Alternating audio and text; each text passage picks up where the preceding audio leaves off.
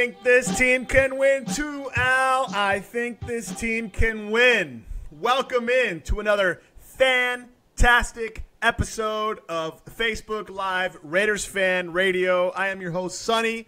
With me in my headphones to my left or right is my cousin Murph. Murph, how you doing, man? It's draft night. I'm doing fantastic, Sonny. Glad to be back here in the Dago Dungeon South, celebrating the 2017 draft in our first ever Facebook Live broadcast during the Raiders pick. Man, this is beautiful. The Raiders pick at number 24. We recently signed a number 24, and too bad they didn't draft number 24. I thought that would have been kind of cool if they would have gotten Malik Hooker out of Ohio State. But what you call him? To say, he's up. Hey. Needless to say, though, he's off the board. But we needed a safety, but we knew we weren't going to get him going to pick in the first round of safety. So that's okay that he's gone. But yeah, this is great, man. This is fun. Good stuff. This is good. This is good stuff. This is good stuff.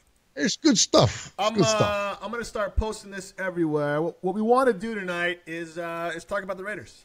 Talk about who they draft, who they didn't draft, who everybody else drafted, and talk about the coincidence that Murph decides to wear. Murph knows I only got one jersey. I decided to only get one jersey because I'm not a jersey guy. Not that I'm not from New Jersey. It's just I'm not like a sports jersey kind of guy. It's kind of weird. You're not. I'm going to go buy another dude's number and wear it and stuff, So I got one jersey. It's Derek Carr. It's the only jersey I'll ever own. I might buy a Stabler jersey in honor of my father, which I probably should. I got one jersey. It's the Derek Carr, number 4. Right? What does Murph decide to wear on draft night as I come racing in, setting up the same freaking jersey? Thanks, Murph. You could have worn 24. Or 32 or 34 or 12 or a lot of the other jerseys I have. Yes, but, I didn't know you were going to wear a jersey tonight. I didn't know it was jersey night in the Sunny house. Sorry. It's draft night. Hello. I'm celebrating when they pick up. I didn't know you're going to be you got a bunch of other Raider gear. I didn't know you were going to be wearing your jersey. So, hey, so unfortunately tonight we're twinning. Well, at least your hat's not backwards, so that's good. Yeah, that's good. No, because I'm wearing an adjustable hat, and my bald, white, shiny head would stick. There you go. There'd be a whole shutter white level going on with the camera. It would be terrible. You don't want to probably blind see our right audience. through my head. You Yeah. don't want to blind them, exactly. We're learning how to transition these faces made for radio onto faces made for Facebook Live and stuff. So don't hate us. Gosh. Don't hate us. Poor people. Don't hate us. I hope we can say something that will be appealing to you, because I'm sure the visuals are not so much. Yes. Murph, do you have the audio where you can tell them where they can find us and all that fantastic stuff? Yeah, so here we go. Let's listen to our recently recorded legend, Uncle Mosh, that joined us here in the Raider. Where are we at? The Dago Dungeon South for Raiders Fan Radio, as he did our first ad. This is our self-promoting ad. Yes. Girls, this is Uncle Mosh. That's right. Somebody actually claims Sonny and Murph. These two. Check them out on their website, RaidersFanRadio.com. You can friend them on Facebook at Raiders Fan Radio, or you can like their fan page at Raiders Fan Radio Podcast. Hey, I don't tweet. I don't even know how to use a Twitter, but they do. You can Twitter them at Raiders Fan Radio. Call them. Leave a voicemail if you want. Go old school. 909-345-3346. That's 909-345-3346. Hey, do this. Please subscribe and rate Raiders Fan Radio on iTunes. You can listen to the show on all podcast services like Stitcher, TuneIn, Podcast Addict, and many, many more. Okay, am I done? Did I say all the stuff I was supposed to say? All right, I'm out of here. Did he say he can twit at us at Raiders Fan?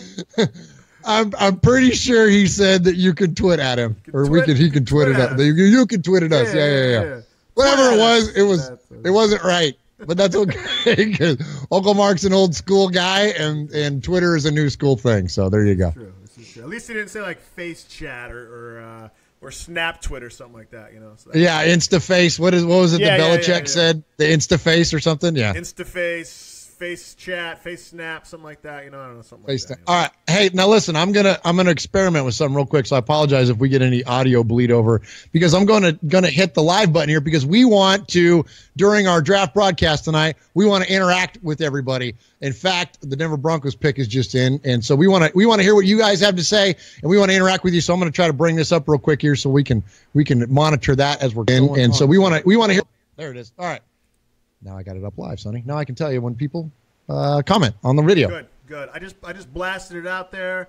All the groups we're at and stuff like that. If you're watching, if you're liking, well, let me phrase that. If you're watching, you like what you're hearing. We know you're not gonna like what you see. Tweet it out, or not. Tweet it out. Yeah, tweet it. Tweet it out. Put it out there. We want to have a discussion about our beloved Raiders, who they picked, who they didn't pick, who everybody else picked, and the next reason why the Raiders will go 16-0, which is based on their draft pick. So, Murph, why don't you give us a rundown of this? Is Reuben Foster still on the board? Reuben Foster is, in fact, still on the board, and the Denver Donks just selected Garrett Bowles, tackle out of Utah, which is surprising because I know that Reuben and was it Jared Davis? I'm pretty sure some of the other inside linebackers were talking to Denver and even taking visits in Denver. So, man, Reuben Foster is still on the board along with Jared Davis. So there's been reports tonight that there's been a little bit of a shoulder thing, that there was some. But, gosh, I mean, if somebody like that falls into their lap, I know we've talked a little bit before about, the idea of taking another Alabama middle linebacker after getting our hand burnt a little bit by Rolando. But still, I mean, it could be a legit pick. It could be there. And also, tackle Cam Robinson is still on the board, who our friend of the show, Vic Tafer, reporter for the San Francisco Chronicle, selected in the mock draft for the Oakland Raiders. So very interesting the way that this draft has gone so far, leading up here to the 24th pick for the Raiders. Are you shocked Reuben Foster's still on the board? I mean, did you think he'd be there this deep in the draft, or what? Yeah, I thought that I was surprised Hassan Reddick was the first one to go. I think the last time that we talked a little bit about the inside backers, of course, there's four really, premier picks there. Reddick, Reuben Foster, Jared Davis out of Florida, and then Zach Cunningham, who we haven't mentioned yet tonight, out of Vandy. Now, a lot of boards don't have Zach Cunningham going in the first round. I like him because I got to see him watch him play a bunch this year. But he does, it's kind of funny. After I really sung his praise after the last show, I went back and looked at a lot of his cut-ups and stuff. He really is a lot more of an arm tackler than what I remember. And even though he really tackles a lot and got a ton of tackles in the SEC, he really kind of does tackle up high, and he tends to use his arms a lot. And in the NFL, we know that running backs. This is Cunningham. Okay. That players will run through those types of tackles. So I think maybe that's why Cunningham's not on the board. So if that's the case, you could pick up a Zach Cunningham in the second round and not have to use a pick on him here in the first round like I was originally thinking. So that would open up the door for a Malik McDowell, defensive tackle out of Michigan State, or, Cam Robinson, offensive tackle out of Alabama. So very interesting here for the Raiders. I mean, we only got 3 more picks here, and somebody's going to be left. So I noticed the Texans picked up a quarterback, right? And then also the Chiefs picked up a quarterback. Yeah, the Chiefs, surprising, went up and grabbed Patrick Mahomes, man, out of Texas Tech. That was one of the big shakeups. 5,000 passing yards, didn't he, in his career? Yeah, something like that. Yeah. And so that was one of the big kind of shakeups. So, I know the Chiefs think they can win a Super Bowl with Alex Smith, but, I don't know. I guess they drafted his replacement thinking that Mahomes can sit behind him for a year or two. I don't know how old Alex is, but he's got to be, 33, 34? He's got to be up there. Yeah, he's got to be coming towards the end, at least, I would think, of his window. Yeah, for sure. Is that an immediate threat, or do you think he starts right away for the Chiefs, or do you think? What do you think? Nah, not at all. Not at all. I don't think so. I think that Alex Smith is your guy. I mean, Alex Smith is a pretty good quarterback, unfortunately. I still don't think he can throw the ball accurately further than 20 yards down the field, but, they win a lot of football games, and they certainly have kicked our ass enough times. So, I think he's going to be fine. And Mahomes is a great kid, too, and he's just got a monster arm. Did you see the segment on NFL Network where he and David Carr were throwing on the radar gun was surprised that Mahomes threw it in 58 miles an hour. And surprisingly, old David was still he ran it up to like a high 56 or low 57, I think. Mahomes beat him, but it wasn't by very much. Old David Carr can still sling it. So here's what I want to know. Who, if Foster, Cunningham, and Davis are still on the board at 24, which it's likely might happen. I think, who's up right now? The Lions are picking, but the pick's in, right? Yeah, Lions are up right now, yeah. Of those three, who we take, man? I mean, holy crap. Those three guys are still on the board. You know, if I'm Murph McKenzie here, I'm taking an inside. We can call you that for the night. We can call you Murph McKenzie for the night. All right. If I'm Murph McKenzie, I'm taking one of the inside linebackers because I think that. But which one? If all three of those guys are still there, if you got Foster, Cunningham, and Davis, you think so? You got to take. Yeah, you got to take Foster. He failed the drug test. Something's wrong with his shoulder. Well, it was a diluted sample, okay? Now, so I work in that field. We all know you drink 2 bottles of water before you take a piss. It buys you some time. We all know that. Now, granted, it doesn't mean it's dirty, but, like, it's dirty. I mean, come on. But, you know, and would Reuben Foster, would he be bad for the Raiders locker room? That's my question. Would he be bad for the Raiders locker room? I don't know. I don't know the guy. I mean, neither do you, and neither does Reggie McKenzie, unless they've had dinner sometime here recently. But I think when you look at, look, Mr. Diluted Sample, I think we've all had things that we've done when we were younger and in our early 20s, right? And so I think that, did the guy make a bad decision and try to overhydrate to, whatever? I don't know. But is that a deal breaker? I mean, is that going to impact his ability to play linebacker when he's 28 years old? And you know what I mean? Like, that's the kind of draft stuff I think that gets blown way out of proportion. And I think that if a player falls to you at the 24 spot, who's, arguably the best player at his position and it's a need for you, yeah, I think it's a slam dunk. I mean, I don't see any reason why you wouldn't, other than, as we know, the Raiders have other pressing needs. Tackle is one of them, both sides of the ball. So despite the signing of Marshall Newhouse and things like that, if they go ahead and draft Cam Robinson and then pick up Cunningham or somebody else in the second round, sure, then that makes sense that you wouldn't take that inside backer. But again, Murph McKenzie takes the inside backer. You take the sure thing. You got guaranteed money on the table. I'm taking that. I'm not going to push it. That, think of that old game, Let's Make a Deal, or what's the other one with Howie Mandel? What was the one where he did? You know what I'm talking about? Where you can take the for sure money, or you can keep pushing it. Yeah. The suitcase thing, wasn't it? The case. Yeah. Like I'm only going to push it so far. Or I was like, I'm going to push it. I'm going to take a risk. But once you're guaranteeing me $1 million, I'm not going to push it for 10. Just give me the $1 million, and I'm going home happy. You know what I mean? If I got Reuben Foster at 24, I'm taking it and I'm going home happy. I don't know, man. I don't know if the Raiders should get Reuben Foster. There's too many question marks. There's 2 other quality linebackers there. And you're going to take a question mark on Reuben Foster? I don't know if that's the right move. I mean, we know he's. But how big of a question mark is it, though? I mean, I think you got to be more worried about the shoulders and you got to be more worried about the diluted. That's what I'm saying. He has multiple question marks. There's multiple issues with the guy. Yeah, again, I don't know how big of it. Let us know what you think, Raider Nation. Hit us up here, man, on the Facebook Live. Throw your comments down there. And let us know what you think. Do you take that player? Do you take the best available player at arguably your biggest need? Do you take him or do you pass on him, knowing that you can get maybe a lesser player in the second round? Let's look at real quick at what the Raiders board's going to look like. So we picked 24th, pretty much the whole draft. We're rounds 1, 2, and 3. Then we have the 23rd pick in round 4. And then the 24th pick again, 5, 6, 7, and then the 26th in the 7th round. So, I think if I had to predict what Reggie's going to do, I don't think he takes the linebacker because he likes inside linebackers. You don't think he takes the linebacker? No, he likes him late. And again, Reggie doesn't like follow a certain formula. Yeah, but you can't box in Reggie. You can't box in Reggie. Can't box in Reggie. But if you look at his tendencies, though. Right? Look at what he does. Let's see. We'll just go real quick. Miles Burris in the 4th round, okay, in 2012. Bust. C.O. Moore, third round. Bust. Best thing he ever did was got a penalty for freaking dancing.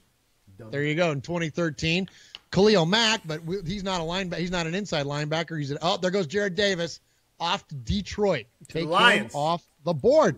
Yeah, and so there still is Reuben Foster left. So Khalil Mack obviously is a defensive end more so, or outside linebacker, so that really doesn't count. Ben Heaney, 5th round inside linebacker, and then Corey James last year in the 6th round. So do you think it's a Reggie problem? Reggie doesn't like to take those inside backers early, but I know. Again, Murph McKenzie does it, but Reggie, who knows? Unless he breaks form, I don't think he's going to do it. McKenzie even likes Ben Heaney. That's the reason Ben Heaney's still on the roster. McKenzie kind of has a fascination with him, which I don't like. I don't think that Heaney's not that good. And one of the comparisons they were saying is Reuben Foster has the same build as Ben Heaney. Do you think that's an issue, that Reuben Foster maybe isn't any bigger than a Ben Heaney, than a guy we already got? I don't know. What are his stats? I don't even know. What's his. I know people are screaming at their computer right now. How big is he? What's his height? What's his weight? We got a comment from Ramon here. He says, Foster, I think the Raiders locker room will be good for him. I think that's a great point, that if you do have a guy that does have any kind of question to him, this is the healthiest by far our locker room has been in many, many years. And I think we got an excellent veteran influence and obviously good, solid character young guys. Are we the next version of the New England Patriots where you bring people in and they kind of start to follow the Raider way, and you're able to, acclimate to the people that you're surrounded by in the locker room? I think that's a great point. Yeah, absolutely. That's an excellent point, Ramon. Foster is 6'1", 236. So he's not a tremendously big guy. He's pretty quick. He's pretty fast. Last season he had 60 tackles, 55 assisted, 115 total, 13 tackles for a loss, and 5 sacks. Do you think Foster is Foster a day one starter if the Raiders grab him? Yeah, I think they have to be.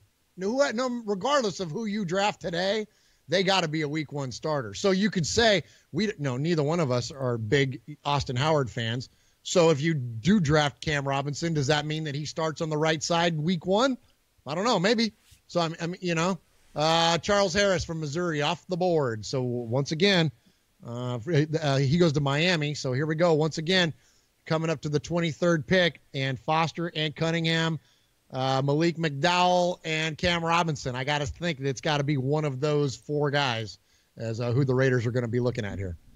Chris Jones points out NFL Network is saying Foster has a bad shoulder. We've kind of been discussing that already. I don't know if I'd take him based on the bad shoulder. I don't think Reggie is a reach kind of guy. So I don't think if Foster's there, I don't think Raiders take him. Come on. I don't think they take him.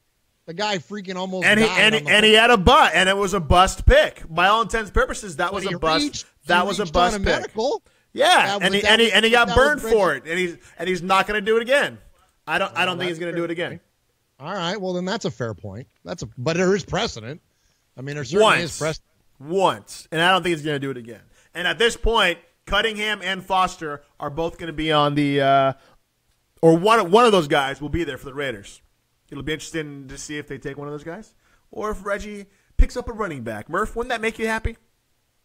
Oh, no. Oh, my gosh. No, absolutely not. With McCaffrey and Fournette off the board, no. And obviously with the signing of Marshawn Lynch, that's not going to happen. So, looking at Reggie's last 3 drafts, he's really killed it. He has done an amazing job. When you look at the 2012, he didn't have any picks.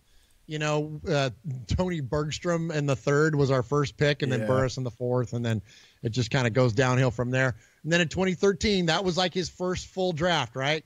And that's when we got Melanick Watson in the 2nd, who, kind of has flamed out a little bit. DJ Hayden, as we know for sure, although he's become a pretty nice physical corner. He was a great tackler towards the end of the season last year. Yeah, really isn't the cover guy, though, that we were hoping he would be. No. Seal Moore, I thought, was going to actually end up being pretty good, especially, going off of like that game that they had against the Niners when he was getting in Kaepernick's grill and they won the game and all that. Like, that was a pretty cool moment when the Raiders were, coming off of some of their lowest points in recent history. So that was pretty cool that Seal Moore was part of that. And I thought he was going to end up being a pretty good player, but obviously not. He hasn't been. But then Okay, in that same draft there, we got Murray. Okay, so that was a big one. In the 6th round, he pulls Latavius Murray out of Central Florida. And although McGee is gone, he pulls McGee also in the 6th, which also ended up being a pretty good pick. But then after that, well, let's look at his next picks. 2014, obviously we know, Mac, Carr, and then the kicker is Jackson. But he also got Justin Ellis in the 4th, and Keith McGill, and TJ Carey. Like, that top to bottom is a pretty solid draft. Then Cooper, then Edwards, and then Walford still kind of on the fence there in the 3rd. And then last year, of course, Carl Joseph, and then Ward and Calhoun, who ended up being pretty good players, and I think are going to be killer depth players for us going forward. So, since that 2013 draft, 14, 15, and 16, Reggie's done a pretty solid job. So, any of my criticism of him or anybody else's, or, regardless of whether he sticks to form or he goes off and I'm going to trust him. Like we talked about our quarterback being a relentless optimist, so am I when it comes to our GM, man. I mean, we'll see what happens, but he certainly got he's got some, wiggle room here with what he decides to do as far as drafting by position. What about this? If Reuben Foster is getting in trouble with drugs in Alabama, what's he going to do in Las Vegas? That's the concern I have. If this guy's getting in enough trouble over there in the freaking sticks of Alabama, what's he going to do in Vegas? Should we be worried as Raiders fans? I don't know. You're probably better suited to answer that question. Well, coming from a professional standpoint, drives are anywhere, and depends on his family, it depends on his environment, and it depends on his upbringing and his chemistry and his DNA from his parents and stuff. So I don't know. I don't want bad character guys, man. And look, I work in the field. I don't blame people if they get a diluted UA. I think it's a pretty cheap way to convict people. If they have a diluted UA, we're gonna punish them because they drink a lot of water. So if that's the case, but at the same time, because you work in the field, you have to question. So as it stands right now, this is what I don't want. I don't want the Raiders to draft anybody that's going to take away from the culture that's being presented right now in the Raider locker room and on the Raider field, especially because of the Vegas thing and all that crap. I don't want anybody to take away from that. And so if Foster is a questionable guy, I don't want him. If he's not, let's take him, man. Let's jump on him, Yeah, I mean, what are the other options there? So then what do you do if you don't want Foster? Do you take, what could be perceived as a reach and go for Cunningham here? Or do you go with Malik McDowell, or do you go with Cam Robinson? I said it just a minute ago, and I still believe it. You've got to get a day one starter with your first round pick, even at 24. That is a So that's Malik McDowell or one of the other tackles. I mean, there's Jaleel Johnson out of Iowa. There's Chris Wormley, whatever, out of Michigan. And then there's Eddie Vanderdoes from UCLA. Size-wise, Malik McDowell's a monster. He's 6'6", 295. All right? The guy's he's a massive human being. The other guys are all 6'3", 316, 6'5", 298, and Eddie is 6'3", 325. So Eddie's beefy. 6'3", 325. That's beefy. But but he's not Malik McDowell size. I mean, there's your day one starter in the middle of the line. Like that's Giants. Ding ding ding, ding ding ding ding ding. Giants select tight end. That means they didn't even take O.J. Howard. They didn't even take the best tight end. Evan Ingram. Wow. So here we go. The consensus is O.J. Howard is the best tight end in the draft, and they didn't take him. Maybe not. Huh. Wow. Well, now, sheesh. I just don't want him to reach, man. Was like, just don't reach, Reggie. Just don't reach. Remember when Leonard Williams and Khalil Mack were on the board? Remember that? Yeah. It was like, like the Raiders really didn't need a defensive tackle at the time, but it was like, man, this guy, it's freaking Leonard Williams. He's sitting right there. You can get him. It kind of feels the same way. It feels the same. Like either McDowell or Foster. I think either one. That's got to be it, though. And I think then if it's Cam Robinson and Mayock nails it, he was the only one that had, out of all the mock drafts, good friend Mike Mayock, who I met at the Knoxville airport. Calm yourself. Hello, how you doing? I'm a big fan. Get away from me, weirdo. He was in town. He was in town for the UT Pro Day, and I asked him about Tyler Bray, because remember Tyler Bray? Yeah. Remember Tyler Bray? The strong arm and the Raiders. Those before Derek Carr. So, anyways, but so I think that how funny would that be? That if Mayock, out of all of these, is the guy that nails Cam Robinson going to the Raiders. All right, here we go. We're on the clock. He has a history of being right. Is there any chance Raiders trade down? Get an extra pick in the second round. Maybe they don't like Foster. It's too early to pick Cunningham. Is there any thoughts that Reggie trades down in the second round to pick up maybe a couple linebackers? That's interesting. That's an interesting concept, especially since we've said a lot on this show about this is a big depth draft for the Raiders, that we don't necessarily need. We're healthy at all the biggest positions that, the biggest needs for a team, pass rusher, franchise quarterback, left tackle, we're solid at all of those, even number one corner. I mean, if you think about all the really key positions in the league, we're pretty good. Center, I mean, we're pretty solid. So we're drafting a lot of depth. So, more picks would make sense. Although those two spots that we do need day one starters, or it's kind of a big deal. Middle linebacker and defensive tackle. I mean, middle of the field's a big deal on defense. So at this point now, with 2 minutes left on the board, I don't think it's going to be a trade. I doubt it. It's going to be interesting. We've got a minute and a half here to go. Yeah, 1:54 on my clock. Yep, 1:48 over here. 47, 46. Yeah, if I had to pound the table for somebody, I'm saying Reuben Foster. I'm saying we go back to the Alabama inside middle linebacker, because the last one did it so well. Ghosts of Rolando be forgotten, man. I think that we got to do. It's too much talent on the board to be able to go by it. The ghost of Rolando be damned. That's it. Pick is in. Pick is in. There it is. Gosh, it's like Christmas morning. I know. It's better. It's better. Ooh, no, not Mixon. Conley. No, if it goes. Somebody on Twitter. You're muted. Somebody on Twitter just said Conley. Conley? That's what somebody on Twitter just posted. Yep, cornerback, Garyon Conley. Ooh, interesting. No way we went corner. I told you. I called it. They needed a cornerback, dude. No way, dude. No way. Yep, Ohio State, Garyon Conley. Which would be great. That's who we got, bro. That's it. That's all over Twitter right now already. Garyon Conley goes in the first round. He's a Raider. It's all over the place. I'll wait till we see the NFL Network announce it. Oh, please. I can't believe it if they went corner. They did. You want to talk about Ward, man. That's somebody they better just absolutely be in love with. We got 3 corners right now. Trust and rest. No, we don't. We got 1.25. You can't judge Smith on being hurt, dude. Please. Was not hurt. Wow.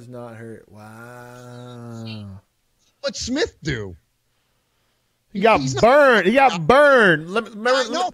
I'll say 2 words. Brandon Cooks. I know. I'm with you, but he can't cover the slots. You can't slide him in. So what do? You're not going to put Emerson on the slot? You put the kid on the slot and move TJ Carey down to your 4th? I mean, really? We're drafting a 4th corner or a 3rd corner in the first round? I'd say he takes over number 1 or 2. But then what do you do with Smith? Again, I don't know. I don't know. I like it. It's in. I mean, it's official. It's not official. They haven't announced it yet. Oh, my gosh. It's all over Twitter. There's already freaking pictures of him in a Raiders uniform. Get on the board, Murph. Get on the board. Twitter's breaking news. Twitter is faster than NFL Network. Well, I'll believe it when I see the commissioner walk out there and announce it. Oh, my goodness. Here we go.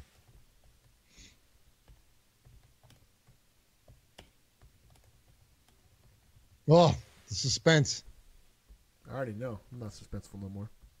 Oh, my gosh. They got Gareon Conley. I told you 10 minutes ago. Told you 10 minutes ago.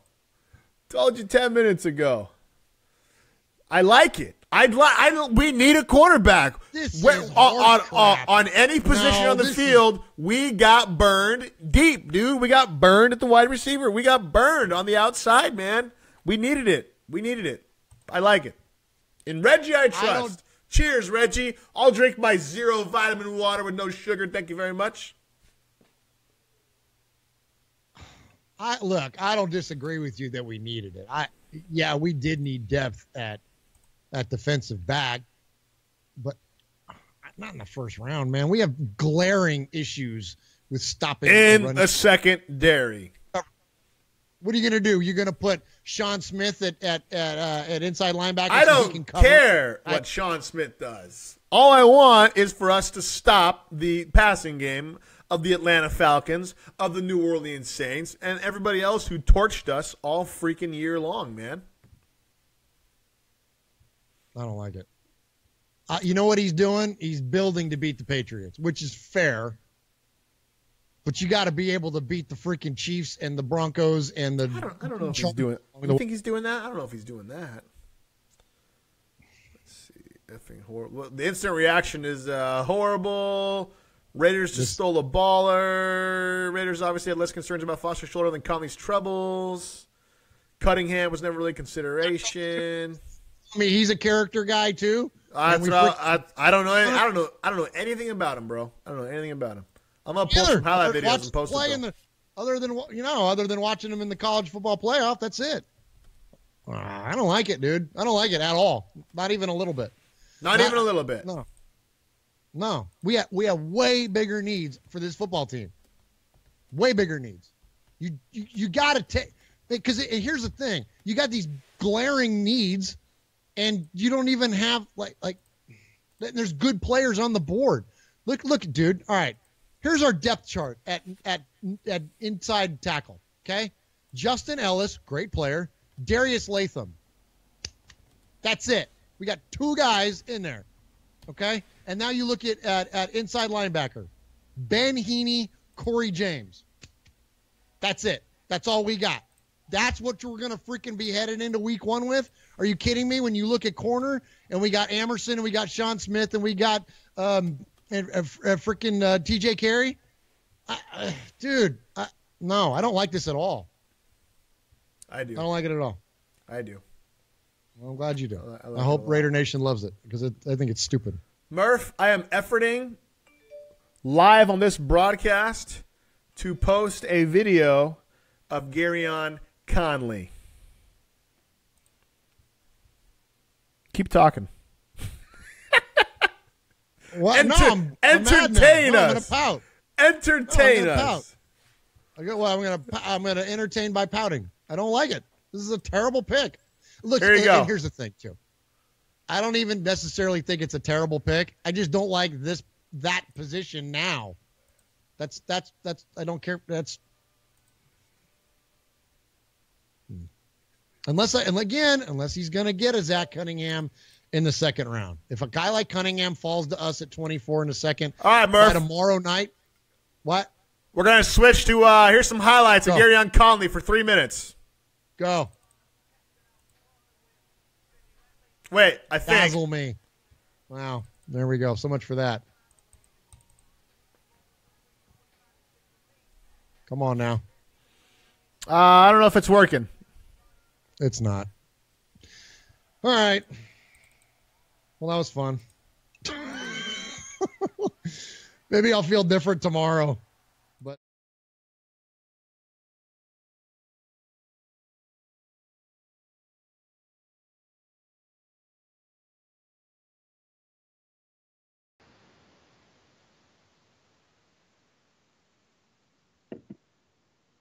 no, there's no audio.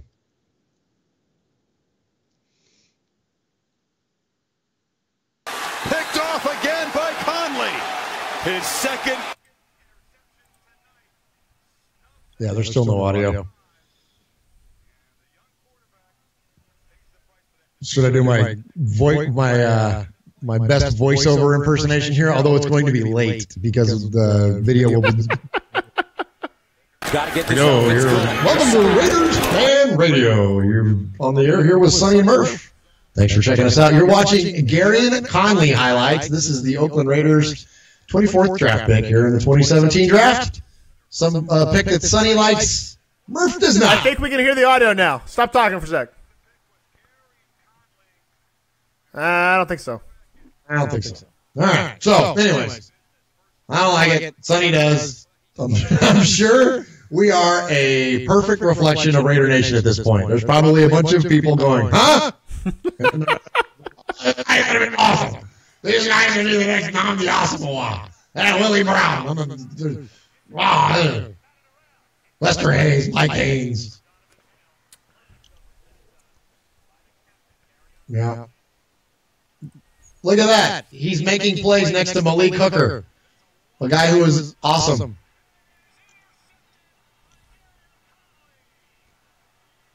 I like him, dude.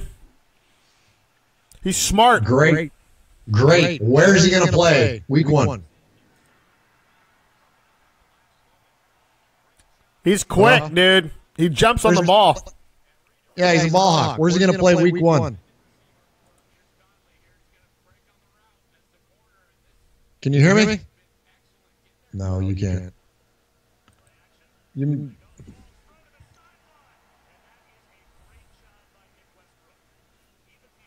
I'm going to call Sonny and tell him I can't, or text him, I can't hear you. You muted yourself.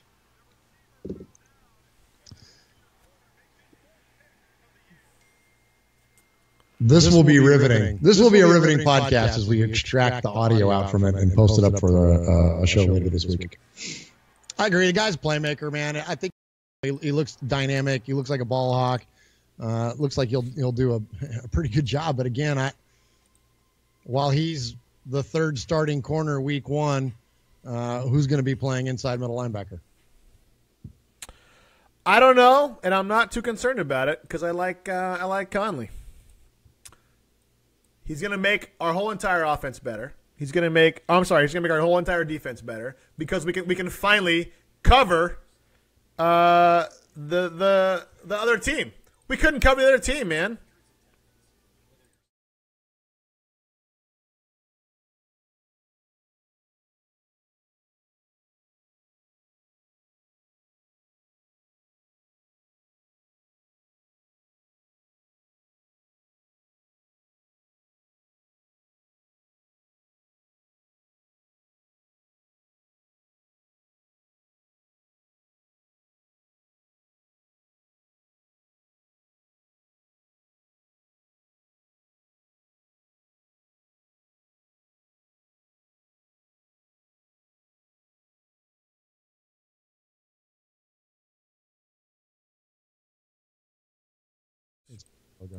Okay, they were back.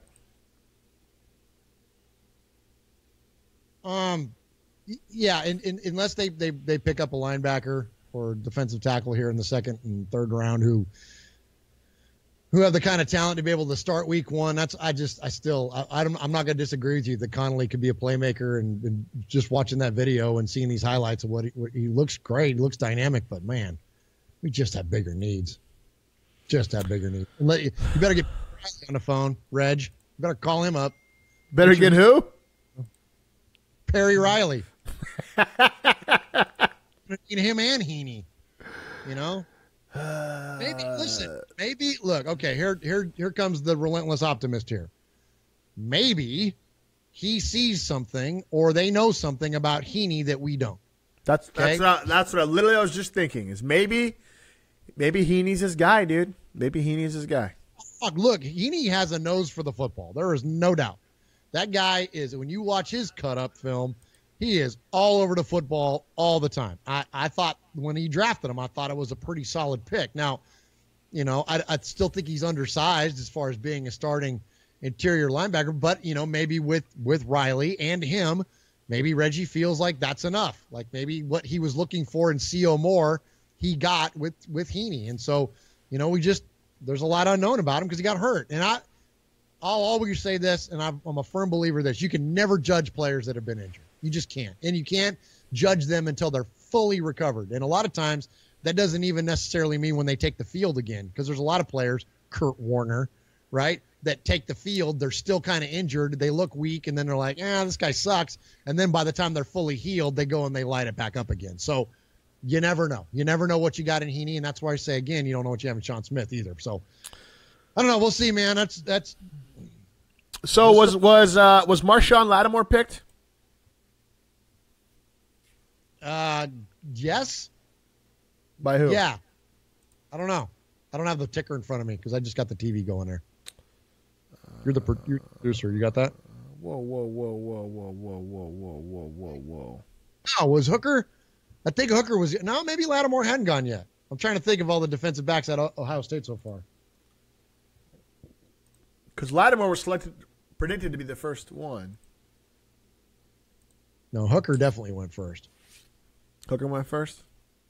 Yeah. That damn Hooker. Let's see. All right. Yeah. Oh, he went to the Saints. That's right. Yeah. Okay. Did Lattimore go, or did Lattimore still on the board? Lattimore went to the Saints. Yeah. Lattimore went to the Saints, and he was the first one, and then Hooker went to the Colts at 15. So, Garyon Conley, I'm not going to pretend to know anything about this dude. I know nothing about him. Rape charges against him. Strongly denies it.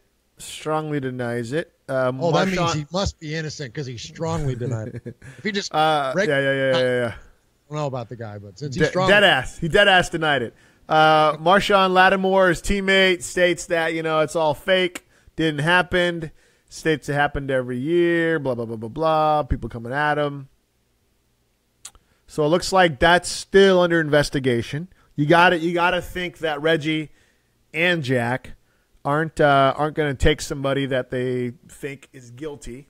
So they must have done their homework.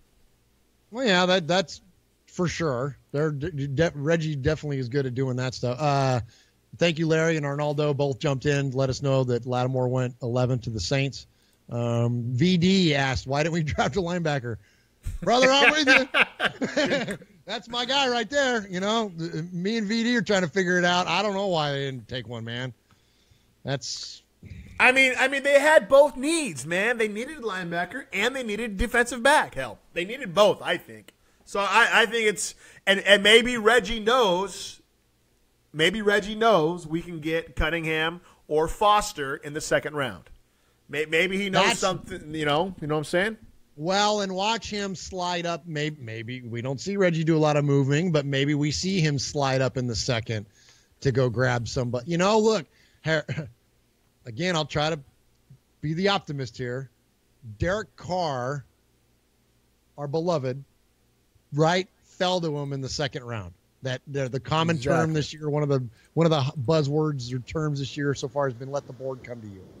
Reggie let the board come to him, and Carr ended up there in the second round, and he got Mack and Carr. So, is there, my mind, Murph McKenzie thinks, get the linebacker, then go grab your corner in the second round. But Reggie McKenzie, who's the guy that gets paid all this money and the guy that's much smarter than the Murph McKenzie, maybe he understands that, look, I'm going to grab this Conley, and then one of the other guys that we have a position of need for will fall to us in the second round. So, look, if you can draft your franchise quarterback and arguably the best quarterback in the league, at least on the short list in the top 5, top 3, most likely, if you can draft him in the second round, well, then maybe he feels like he can draft, his inside linebacker in the second round. So that's fair. That's definitely fair. I think that's what he's doing. I think Reggie knows. I mean, obviously he knows. He knows who he wants. He lets the board come to him. We know he's kind of a patient kind of drafter. He doesn't go up and reach. So let's do this, Murph, as best as we can. Let's do the Madden analysis. Okay? All right. All the years we spent drafting in Madden, looking at and how many times did we take cornerbacks in Madden in the first round, right? That was all you ever did. That was all you ever did is you took cornerbacks in the first round. That's a whole different story. Same concept. You shut them on the outside, you know? So he's 6 feet tall. That's good enough to be top 2, right? Yeah. Good height. 195. Yeah, I'm looking for combine stats. I'm trying to find like his speed and his combine numbers. He's like a 4.4 guy if I remember right. Let me see if I can find it. Yeah. Measures 6 foot, runs in the 4.4. Or as Moses Malone would say, faux. Right? Low, yeah. Runs low 4.4. NFL comparison to Aqib Talib. He's a press cornerback with experience in both spots, an ability to fit into variety of coverage techniques, plays with good top-end speed, has the ball skills to challenge and defend passes on any level. He can step in right away in his own coverage, struggle to match patterns from a pedal. He'll likely be targeted by teams seeking long cornerbacks who can crowd and trail receivers down the field. He has the talent to become an early starter, must improve run support. The rape allegation is the glaring thing about him. I'm surprised, to be honest with you, that Reggie took someone that has those accusations, which tells me Reggie knows that either Reggie believes, that's a better word, Reggie believes it's not true, because Reggie wouldn't take a guy if that were true. I don't think that's who he's building in the Raiders right now. So I firmly believe that Reggie knows that it's not true. That's why he took him. Well, Mayock's quote on here under his analysis is, you can't make that pick and be wrong because your owner is going to hold you accountable if this kid ends up in jail. Exactly. So that's a really good point. But to support what you're trying to say, though, I think is valid for a couple different reasons. One is that Reggie's not going to draft a guy in the first round that has that kind of a question mark. Okay. And so, yes, you're going to do your homework. They didn't just, haul off and draft this guy. Yeah. There's been a lot of homework done behind the scenes on this kid. And if after all of that investigation that they've determined that he's, innocent, then they felt comfortable drafting him. And then here's the other thing. The Raiders are kind of sensitive to this stuff. And this is what's surprising to me if they didn't do their homework, is because when you look at Tracy Biletnikoff and what, unfortunately, her life was taken prematurely and because of domestic violence. Good point. And you look at the sensitivity the Oakland Raiders have had historically over that type of behavior. Like, if there's players with those kinds of questions, they don't touch Alameda. Like, they are nowhere close to the facility. So if that's the case, if you're talking about that type of behavior, that type of an allegation, I've got to believe that the Raiders and Reggie McKenzie have done their due diligence and that this kid is innocent. I mean, that's got to be the case. Because if it's not, then that's a little bit of a, I don't want to use the term slap in the face, but it's a little bit of a, goes counter to what the Raiders have historically responded to that type of stuff and should. Talk about one of the all-time greatest players and greatest representations of our beloved Oakland Raiders, and his daughter fell victim to that stuff. So out of respect for that, you don't want any of that ever anywhere close to this football team. And so because of all of that, let's just hope that that's what the case is, that Reggie's done work on this. Because if he hasn't, and there is any kind of allegations on this, then I got a double, no thank you to Reggie. I'll use the nice term. You know what I mean? Because I don't like this pick to begin with. And if that's the case, no, that's crossing a big line there with, I think, me and a lot of fans. You're tuned into Raiders Fan Radio. You can find us on iTunes, Podcast Addict, Stitcher, all over the internet. Check us out on our website at www.raidersfanradio.com. Facebook, Twitter, Instagram, all of those, Raiders Fan Radio. We are discussing the Raiders' first-round pick, Garyon Conley, cornerback out of Ohio State. All we know about him is he's 6 feet tall, runs a 4.440, and is accused of being a rapist. And we didn't pick Reuben Foster or Cunningham. in lieu of him. So hopefully, I fully believe Reggie's done his homework. He knows the allegations are false. And you cannot say we didn't need help in the secondary. Our show last week, when we briefly discussed the draft, I made the comment that we might get a cornerback in the first round. You called it, dude. And you stated, well, we need a linebacker more than a cornerback. And I said any three of those positions, I'm happy. If we get a defensive tackle, if we get an inside linebacker, or if we get a cornerback, the best player available at any one of those three positions, I'd be happy with in the first round. Because our offense, we're going to put up 40 on most teams. You know what I'm saying? Like our offense is lit right now. We need help on the defensive side of the ball. So if Reggie believes that Gareon Conley is the best available player at one of those three positions, what's wrong with that pick? I don't see anything wrong with that pick, Murph, because he's going to get a linebacker in the later rounds. And Foster, questionable with the shoulder. Cunningham, what's the knock on Cunningham? You live right there next to him at Vanderbilt. What's his knock?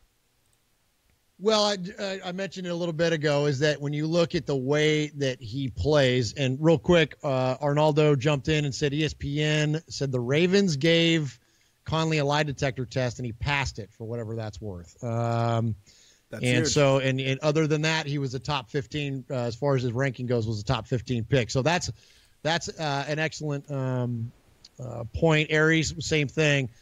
Says that, plus he agreed to a DNA test as of like this Monday after that's the draft. huge. So that's huge. That's huge. So that's great points. And so hopefully that, again, that's some information there that obviously that Reggie was privy to. And so we'll see where that shakes out. So so inside linebacker tomorrow. Look, by tomorrow night I might be not as butthurt as I am right now because they didn't get the inside linebacker, because maybe they get him. Isn't there Friday night for you? Isn't that the night you get? No, just kidding.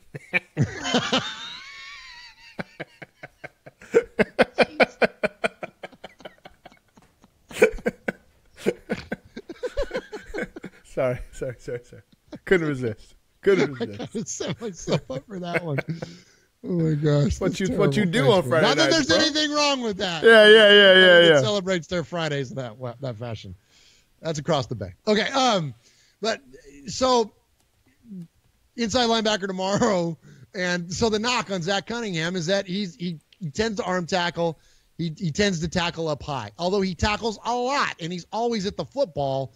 But I think the concern is that, when you go in high and you tackle with your arms, NFL running backs or, even wide receivers or tight ends are going to run through that, run around it. They're a lot more, elusive and powerful than they are in college, although he did do that in the SEC. So I think with how hard is it to change technique? You can't, we've seen it a million times over. You can't do it to a quarterback, and it's awful hard to change someone's instincts when it comes to tackling on the defensive side of the ball as well. You can learn new ways to approach it, and there are, all kinds of ways that, especially, you look at like the team like the Seahawks with the way that they do their hawk tackling and head outside the ball carrier and all that stuff. Sure, you can teach head up. Yeah, but it's tough to fight instinct, and there's a lot of that where he's tackling guys from the shoulders. Essentially, he's running to them and he's grabbing them around the shoulders and throwing them down. So. And then plus the other thing is he's lean. He's tall, but he's lean, which reminds me of, kind of like a Ted Hendricks. Not that skinny, but, Ted Hendricks, Jack Lambert, tall, lanky kind of guy. He's more like that. He's not a stocky, super buff. He's a buff guy. He's a linebacker, for crying out loud. But you know what I'm saying? He's leaner than what some of these other SEC guys are, like Foster and Jared Davis, or even what Hassan Reddick is. So I think that's the knock. But you can add weight. Heck, Kevin Durant was skinny as a beanpole when he came into the league. He still is skinny as a beanpole. I'm surprised the guy's legs don't get broke every freaking time he takes the field. I know. But you can add weight. So can do they pick up Cunningham tomorrow? I don't know. He's a guy I've liked all along. I'm not going to back off of that just because the draft is shaken up differently now. I've liked Cunningham all along. And I still think that, I think Reggie likes guys like Heaney. He likes guys that are around the football a lot, and that's what we need, right? We need guys that are around the football a lot, because how many times for how many years have we seen linebackers taking that jab step and getting themselves out of position, and all of a sudden there goes the running back, there goes freaking, Jamal Charles and everybody else that's, whipped our ass running for 300 yards at a time, I like it. I still like it. I think it's a good pick. I think we get a linebacker in the second or third round. I think we get another defensive tackle or two, second or third round. I won't be surprised if Reggie goes all defense this draft, especially the fact that we picked up Lynch. We're good at running back for a couple years at least. So there's no need to take a chance on Mixon or anybody else and stuff like that, Oh, heck, now that's one for sure. I mean, that's, again, going with the whole Biletnikoff thing. There's no way Joe Mixon puts on a black uniform. Not for the Raiders. No way. There ain't no way. I mean, so, I think we're good, man. I think McKenzie knows what he's doing. I trust him, and it's gonna be good. I'm looking forward to the draft. So do we go? So let me ask you now. Do we go inside linebacker tomorrow? Oh, I think so. I think you got to, right? You got to. I mean, it depends on who's on the board, man. He's not going to reach. I know he's not going to reach. We know that much about McKenzie. Conley was selected as a 15th. He was projected as a 15th overall selection, and we got him at 24. So we didn't reach for him, VD says we're going DT. I think it could be both. I think it could be DT or DT, VD, VD, DT. VD, quit saying DT. It's confusing. I think we could go defensive tackle. I think we go linebacker. Who knows? Maybe it goes another quarterback. Wouldn't that make you happy? My gosh. You're going to send me through the damn roof, man. I think it goes all defense. I think this draft is all defense. It's got to be.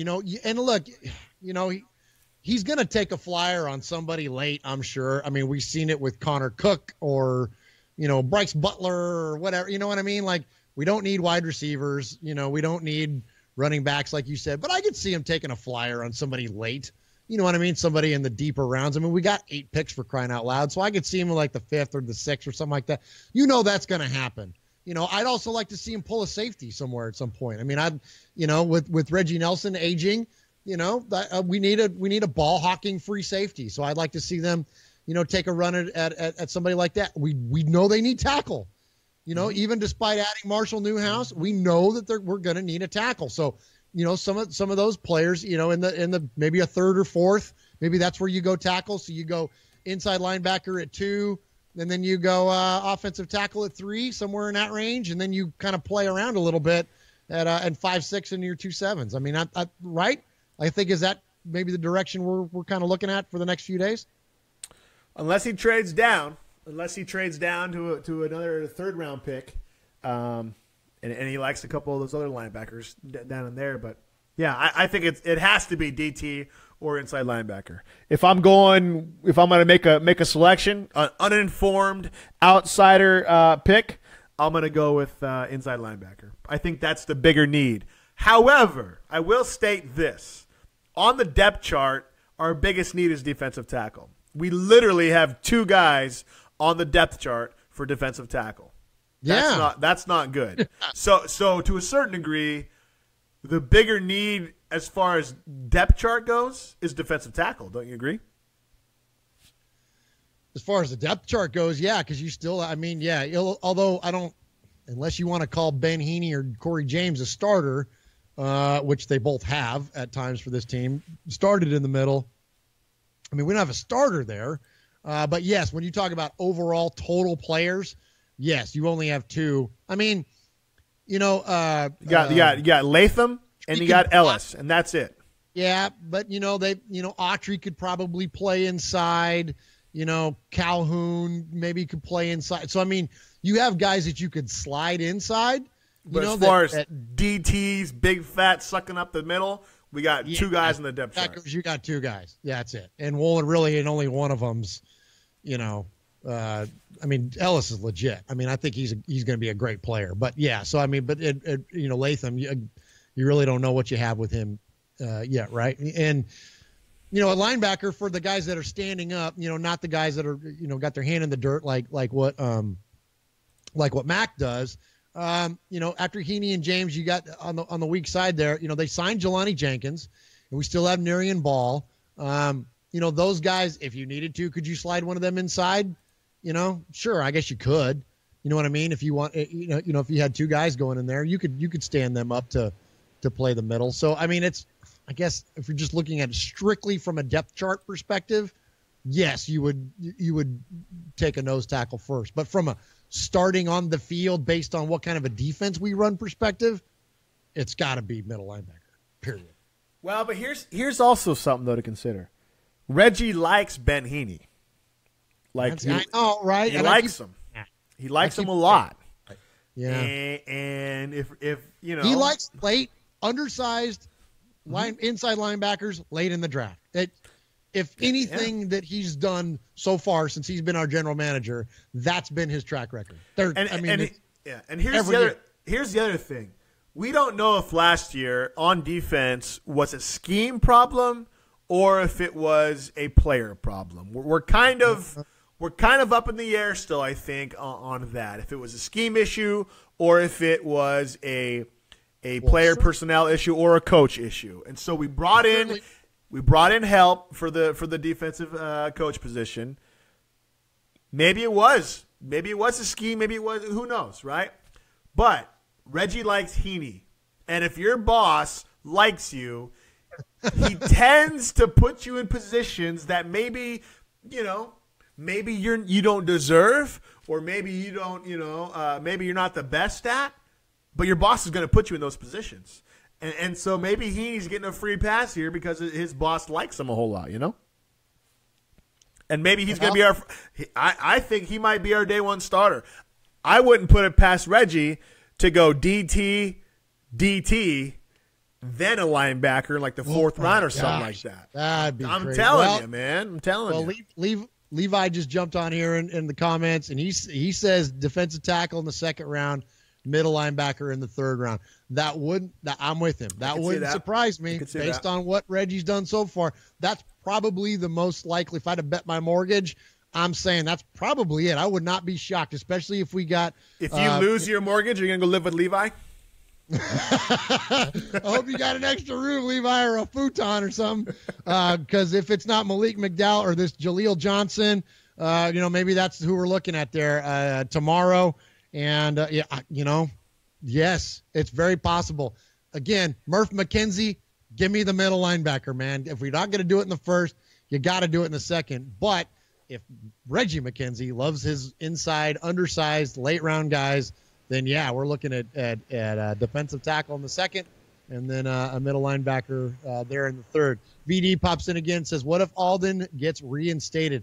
Man, I think that's a long shot at this point. And even if he does, what's he going to be? And he's not really the kind of he can't really play much inside. I mean, he does, but he's kind of undersized for what the Raiders' needs are as far as that type of a player, right? I mean, we have, and especially with Edwards coming back. Last year we didn't have Mario Edwards. I mean, that was a huge loss for our team defensively because he's more versatile than I think even what Alden is nowadays. Don't you?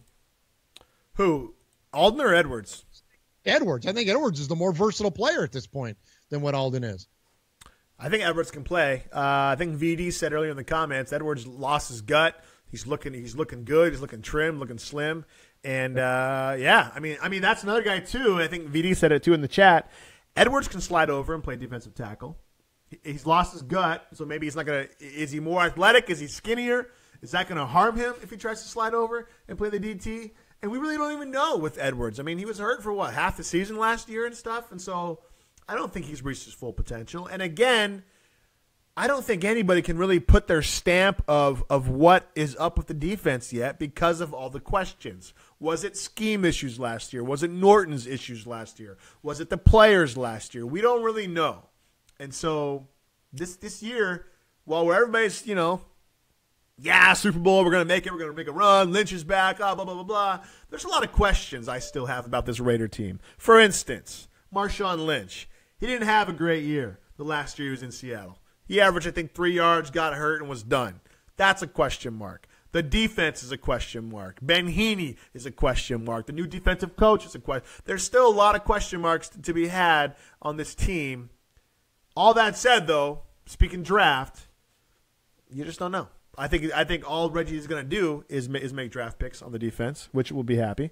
And the order of that, I don't know if that is as much of a concern to me. More so as long as we get the players to fill the holes on the defense that we need. Whatever order they come off the board in, whatever. I trust Reggie and his research for that. Don't you? Yeah, I trust Reggie. You know, I trust him quite a bit, and you know, even just because I don't like it, I mean, he's the one that gets paid all the money to evaluate all these players, not old Murph McKenzie. But I still think that the position wise, I still think he stretched a little bit there. We could have done better. But hey, Mary jumps in here and says she's ready for some Raider football. Man, aren't we all? I'm telling you, it can't get here. Week 1 cannot get here quick enough. Which, by the way, you can find us in Tennessee. Yeah, baby. We'll be at the game week 1. We're gonna have to hopefully do a live broadcast from the game, or at least a live recording of a remote. We've already been talking to some friends of the show who are going to join us out there. And so that should be a fun time. So, yeah, we are definitely ready. Rich jumps in, says, Mac, Autry, Edwards, Irvin in sub packages. I like that. I like that a lot. Autry, Interesting. Yeah, that very interesting. That, I mean, you want to talk about – that's about as beast as our pass rush is going to get, I think, is with those 4 guys in there. And then VD jumps back in, says he wants to take out Tom Brady. Doesn't even care if we lose his jersey. He just wants it to get dirty. Ain't that the truth, man? Wouldn't you just love it just to see those guys just blow up Tom Brady one last time? One more comment here. Arnaldo jumps in. Defense get better as the season went along. That is definitely true. He believes we just need an inside linebacker. He did. Tackle. I agree, and that's where you brought up, Sonny, about was it a scheme issue? It certainly was in New Orleans. I mean, there was no doubt that was a mistake on Ken Norton Jr.'s part. And look, I know that you like to give Sean Smith a hard time, and deservedly so. But man, he was really kind of he wasn't out of position, but he wasn't really set up for very much success in that game, matching up against Brandon Cooks. I mean, the guy just got torched all game long. Are you adding somebody in here? Yeah. We're going to add our good buddy Scott Winter. Let me just pull him up right here. He's been on his Periscope for 4 hours. All right, we're going to add to the call Scott Winter. He's a writer, covered the move extensively. He has a blog, and he writes under the thing called The Winter Report. And he's going to be popping on here pretty quick. Scott, can you hear me? Hello, hey. Scott, you're live. Let me turn. Go ahead. Let me turn down the television here. This is like the Jim Rome show. Turn your radio down, caller. Yeah, turn your radio down, right. caller. I hear you there. Am I coming through good, or you're coming through fine? Yep, we got you. Welcome to the show, Scott. Great. Scott, what are you guys doing? We're doing good. What do you think of the pick, man? Did that surprise you? It definitely did. It was not something that I was necessarily expecting. However, I've heard some things since then. The Raiders did their due diligence on their investigation. He passed a lie detector test. They feel that he will not be charged, and they feel that the video brings up questions as to that will keep him from getting charged, basically. He's a top 10 talent, top 15 talent. And as Al Davis told Amy Trask a long time ago, never leave your team without cornerbacks. So those are the things that I've heard. Does it surprise you that Reggie would even take a guy who had character issues? Or is it, like you said, he did his due diligence and he knows that this is going to fall off the wayside? I think that Mark Davis has to look Freddie Biletnikoff in the eyes and tell him that this is this is an okay pick. That we're bringing somebody on, and I don't see that happening unless they are for certain in their view that they can do that. It's,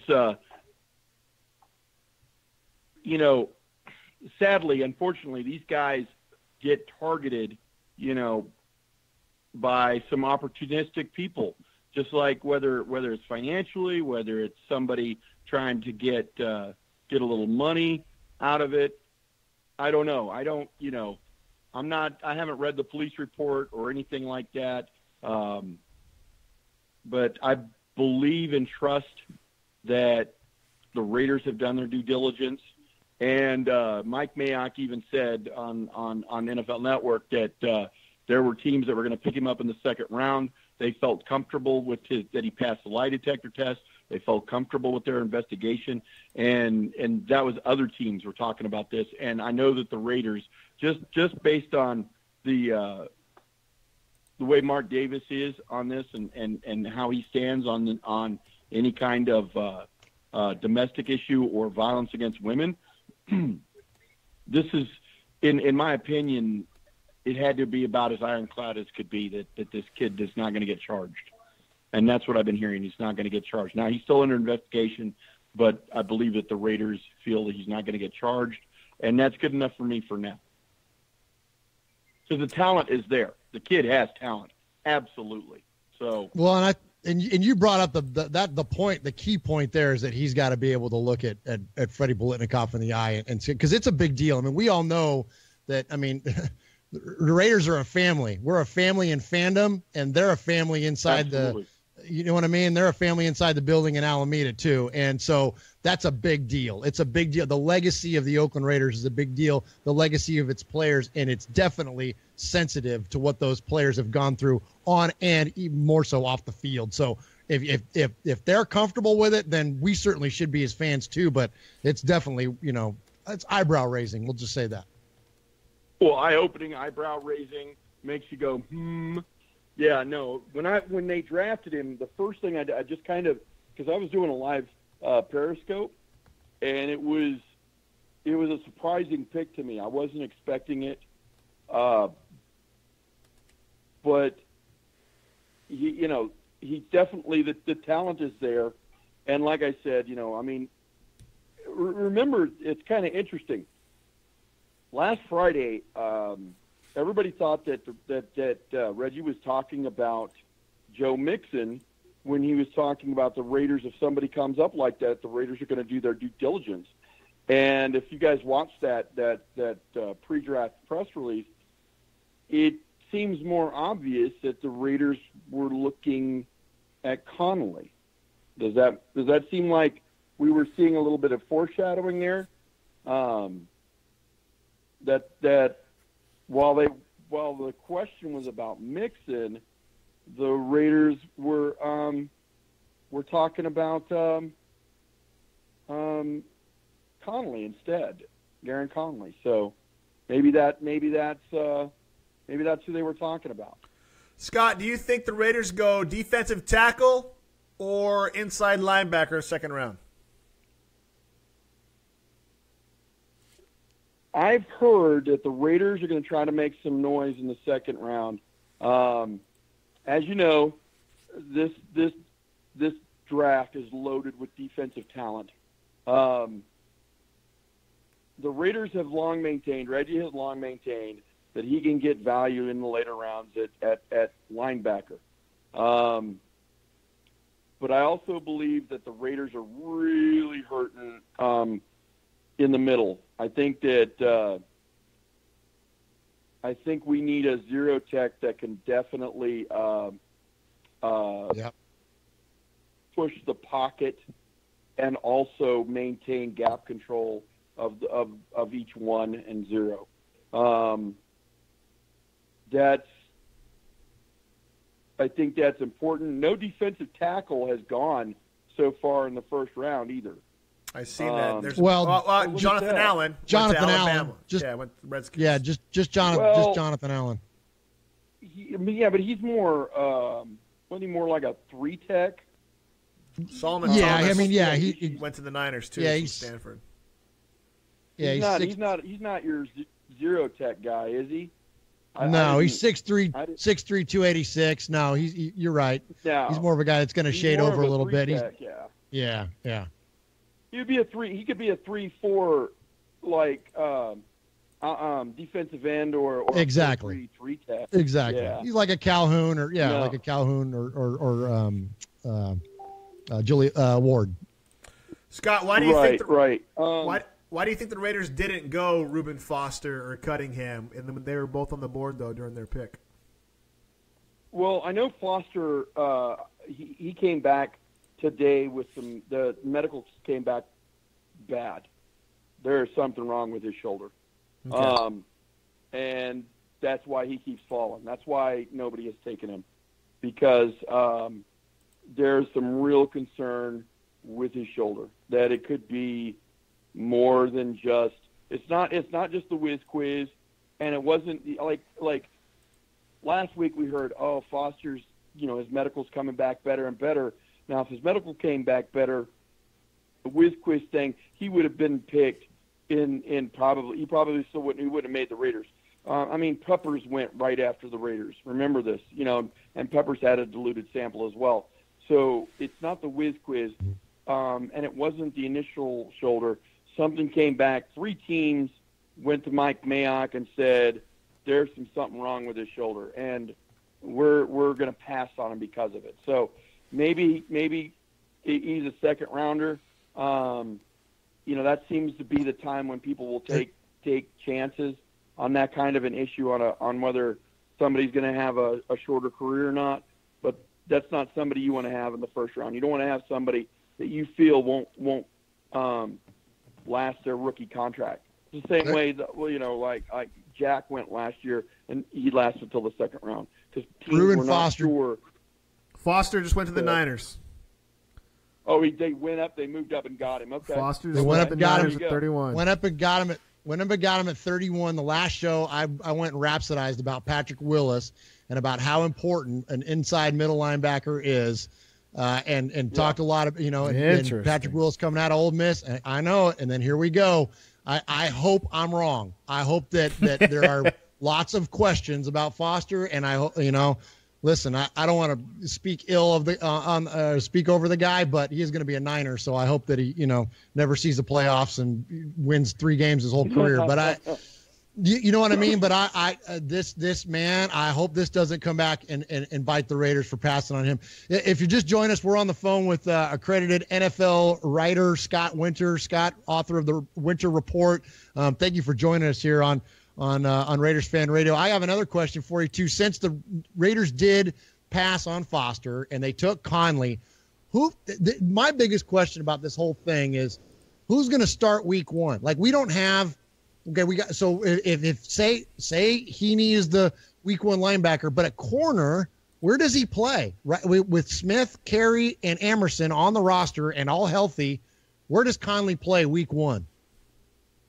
Okay, if Conley doesn't beat out Carey, and Dewey McDonald, then he will come in, in relief, in like a prevent situation. I don't see that. Obviously, I like Dewey McDonald. I like TJ Carey, but I think what they're doing is they're bringing in a kid that is going to push both Emerson and Smith, because Carey's not. We know who Carey is. Carey has not been able to push Smith or push Emerson. They're both better talented corners. Carey's good. Don't get me wrong, but when you take a kid like this, you're saying, look, you're going to play better. Emerson got beat a couple of times last year, more than he normally did in the back stretch of 2015. Smith started off rough, played a lot better down the stretch, but also had the shoulder injury. So this is just adding competition. You know how Jack Del Rio likes to preach competition. Well, that's what you do when you bring in a guy like this. Remember, take a look at Denver, and Jack Del Rio came from Denver. they have 3 starting cornerbacks. It's true. I mean, we don't like to talk about Aqib Talib, but they have 3 starters. Any one of those guys, Chris Harris. Yeah, him and Harris and Roby. Yeah, you're right. Yep. Yeah, they're 3 starters. And if you're gonna, ain't nothing wrong with that. Oh, they went. Ryan Ramczyk went offensive tackle, went 32. But yeah, no, they're gonna go. They're again. Al Davis said, one of his core things was don't leave your team without corners. And Al always tried to get speed at corner and whatnot. Well, in this situation, we could have 3 potential starters. You see Smith play better, Emerson play better. I think they're going to have a better scheme. We brought in Pagano, and Pagano is a defensive back specialist. Mm-hmm. Plus a 3-4 specialist. Scott, I think when you're taking a look at value, a corner, a safety, or a defensive tackle, or an edge rusher are your first-round picks on defense. I don't believe that Reggie feels that inside linebacker is a value pick in round 1. I've said that before, and neither is like on the offensive running back. So, but go ahead. Scott, do you think it's realistic that because Reggie likes Ben Heaney so much, that he sticks with them maybe longer than fans want, that last year was more of a scheme problem than a personnel problem, and that we see Ben Heaney as the starter at middle linebacker, and that's who we kind of ride with throughout the season, thus not really drafting or focusing on an inside linebacker as much? No. I think Sal Scenari is big on Heaney. Very big on Heaney. But we also have Corey James, all right? With another year under his belt, who knows what he's going to be like. He was in coverage. He gave opposing quarterbacks 104 rating. So there was a little bit of tape there on him. But I feel that they're going to bring in another inside linebacker on this. Heaney might be a good Mike, but we don't know. They took the green dot away from him right before week 1 last year because he wasn't ready and he wasn't getting the calls in. Of course, Smith was god awful at it, and that's why Perry Riley came in, and Perry Riley was good at the mic and could get the plays in there, and the defense tightened up. I mean, we finished the season, with a 9th-ranked defense. We were on tear. From 7, if you count from week 7 to week 17, we had a 9th-ranked defense. And I know people are like, oh, we made Osweiler look like a Pro Bowler. Well, we gave the ball away to Osweiler and gave him great field position too many times. I mean, other than that, the Raiders were pretty good at locking down Houston. If you don't give them all those free points or free good field position, it's a different game, even with Cook as the quarterback. But no, they're going to bring in a linebacker or 2. That you're going to see. Plus, we got Ball coming back. We don't know what he's going to be. He was good a year and a half ago in 2.5 games at covering tight ends. But I still believe that they're going to bring in a couple of inside guys. I would expect one's going to be like a Mike type. One's going to be a Will type, and we're going to see that happen in the second and third. Now, understand, this is a very solid, very, very solid draft on the defensive side. You're not going to miss out. Going even into the 3rd round, there are still going to be guys that will make rosters and play well that could have been high 2nd-round picks. And there are going to be guys in the 2nd round that could have been 1st-round picks years before. So the Raiders are all about value right now and getting that kind of value. I think we need a defensive tackle, a zero tech. I think we need a Will. I think we need a Mike. And I think we need a safety, a future safety, and somebody who's a free safety that can play a single high, not just because we're going to do a lot more quarters, but we still are going to flip to a single high. And right now, Nelson is it. I mean, nobody else on the team seems to know how to play free safety single high. I mean, Scott, I want to interrupt you. I want to interrupt you for a second. Guys are posting on the chat. I just looked it up. Conley has the best passer rating against opposing quarterbacks who throw at him in the NCAA in 2016. Here's the stats. Number 5 was Perry Nickerson, who the quarterbacks who had a 32% passer rating against him, or 32 passer rating. Marshawn Lattimore, who was predicted to be the first overall cornerback taken, had a 31. Quincy Wilson had a 29.9. Channing Stribling had a 22.7 passer rating. And Garyon Conley had a 14.0 passer rating, opposing quarterbacks against him. That is holding it down and shutting it down. Does he potentially, Murph, what do you think? Does he potentially become a number 1 or number 2 starter 2-3 years in, or what? Well, I thought Scott did a great point, Scott made a great point, and that's whether he will push the starters. If you're just joining us here, we're on the air with Scott Winter, author of the Winter Report, credited NFL writer and big-time Raider fan, holding it down on the East Coast. And so appreciate Scott joining us. And, yeah, he made a great point that, and maybe I'm just so locked into thinking that we have 3 starters. But if he pushes T.J. Carey to be the guy that to maybe, early on in the season covers the slot and TJ moves down to be in the 4th corner, then I guess that's fair with, considering that we're going to have to play teams like the Patriots, and you better have somebody that can cover the slot if you're going to play a team like that, or even the Cowboys, or, if you look at our schedule, we're going to need, some pretty good slot corner play, and losing DJ Hayden and, who was turning into a pretty good, pretty decent, I would say, slot corner, then it makes sense. But again, I still, as valid as all that is, I still think that inside linebacker was the play. But if we get that starting guy here, in the 2nd round, then, by tomorrow night, maybe we're having a much, much different conversation. What do you think, Scott? Does Conley give him a push for their jobs, or what? Absolutely. Or does he play the 3rd? Yeah, absolutely. Oh, there's no doubt. Plus, you're looking at Carey. Where's Carey going to be next year? That's a good point too. Yeah, he's in a contract year coming up, isn't he? Mm-hmm. Yeah. Where's he going to go? Has Carey played well enough to earn a contract? We don't know.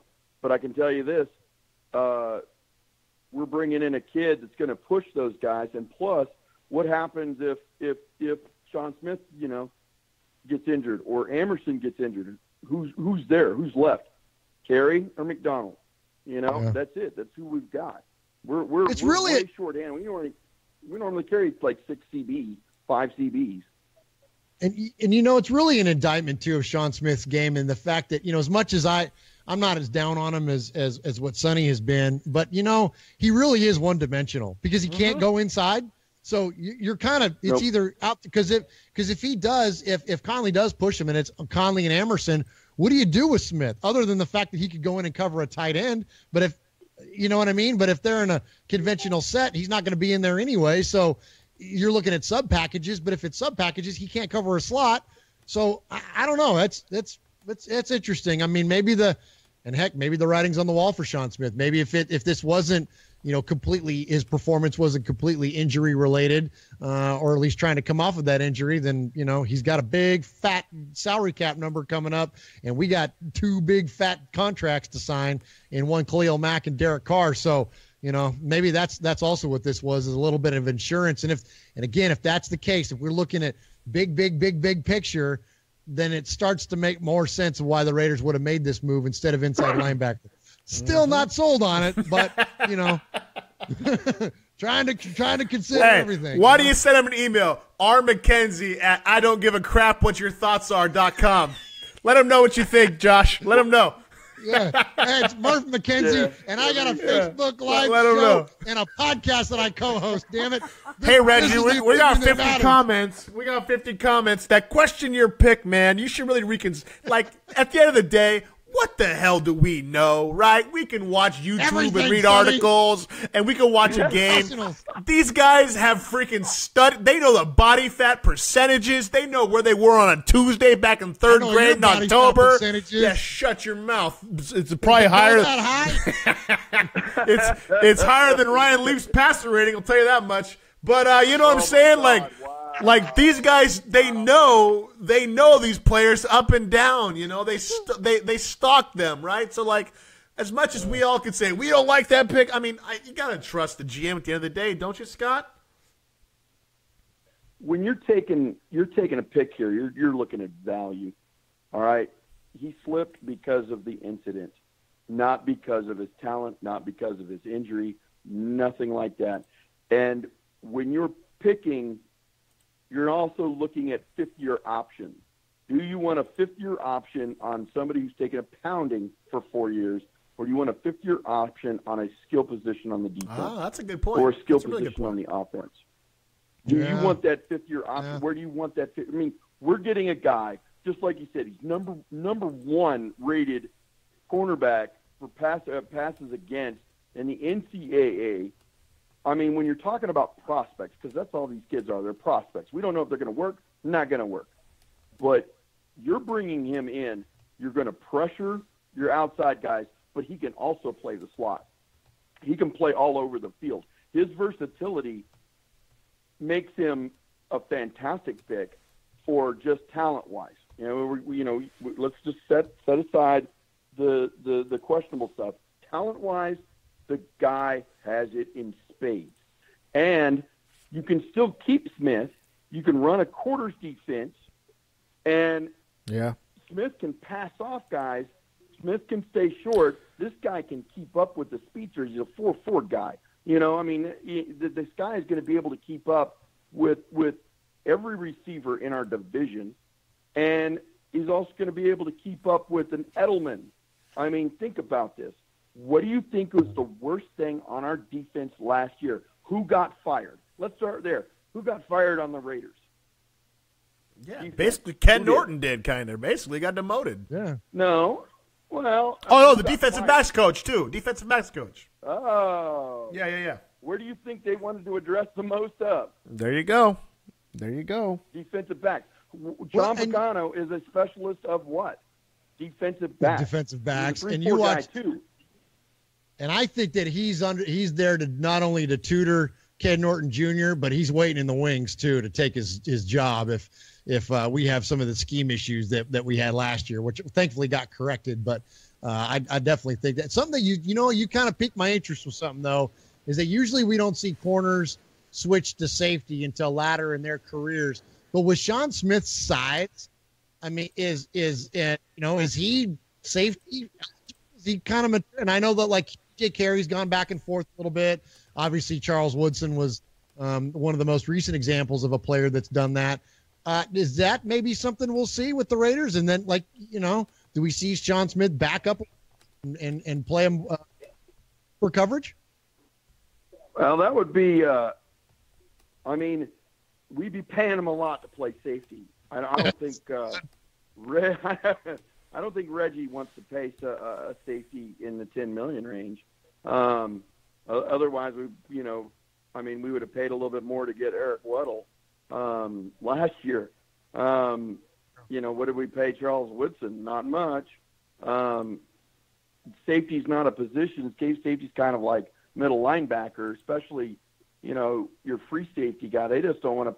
They take a beating because they're flying around the field and hitting people and, breaking up pass plays and stuff like that. But they're moving full speed. That's what the free safety does. He moves all over the place, and he's making 50-mile-an-hour collisions with people because he's pulling full speed one direction, the receiver's going another direction. Now, I don't know about Smith. I could see it, but I don't see him paying that much for that. I really don't, because Allen was good. Allen was good at that position, in my opinion, and we let him go. And he didn't. We could have paid him like $4.5 million, and he'd have stayed. It's just. What's Smith like $9 million or something? Yeah, he's like 9.5 somewhere around there. That's too much for a safety. That's true. No, I think the thing is, though, is you take a look at it. Area or something, right? What does Smith do? What is Smith good at? You got to play to his strength. We know this guy has a history. It's not like he didn't come to the Raiders and was a fresh off the boat rookie. No, he has a history. He's a press corner. He's supposed to give you time to get to the quarterback. But if you put him on a Cook or a speed burner, and you don't put no support behind him, he's going to get burned all the time. You know, he's going to press, and he's going to give you 15 yards. After that, a speed burner is going to be gone. So you've got to have somebody behind him. When they were running quarters, they had that safety help. They had that extra, they had a back, they had that extra DB behind him, and so he could pass them off because he's really good at making plays inside 10, 5, 10, 15 yards. He's a good tackler. But don't put him in and make him do what he can't do. And don't yell at him, oh, well, you couldn't keep up with Cook. Well, gee, no, duh. Of course he couldn't keep up with Cook. He couldn't, it's like I yelled at him for it. I don't care. Yeah. I mean, seriously, you don't put people into position to fail.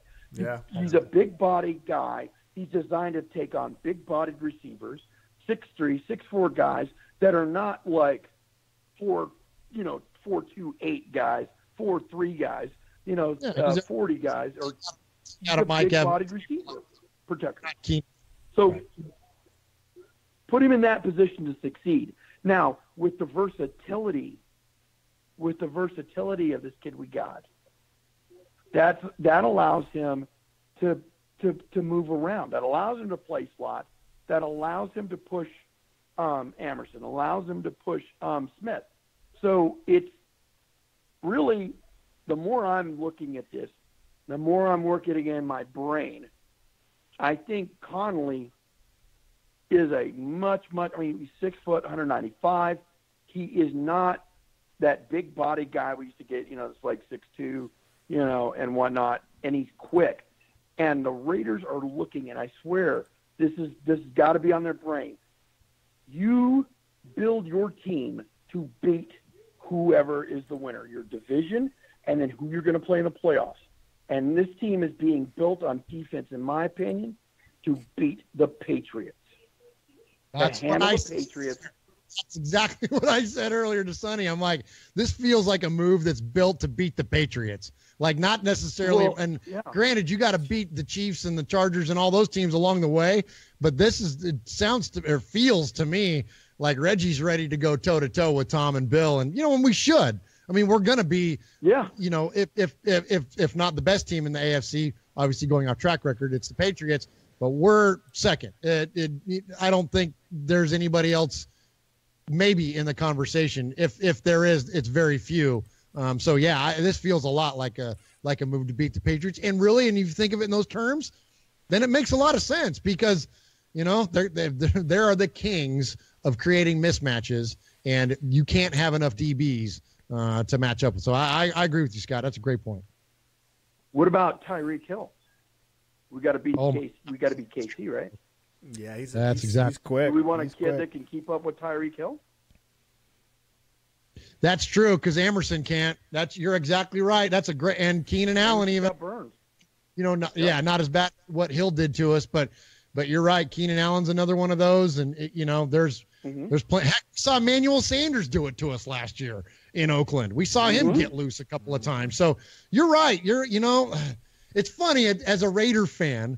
Out of all the positions that you would ever think that we wouldn't get disjointed about is a freaking cornerback, right? Like, that's it. Like, we love our corners. A fast corner, like, that's a freaking Raider first-round pick. But for some reason, this year, I'm like, it feels weird for some reason, but, it shouldn't. Because we should fully expect a fast wide receiver or a fast cornerback in round one. You were all hyped up on the inside linebacker, but the Raiders went where they needed it, and that was it. The Raiders went where they needed, and that was it. Scott, we got to let you go. We're cutting short on time here.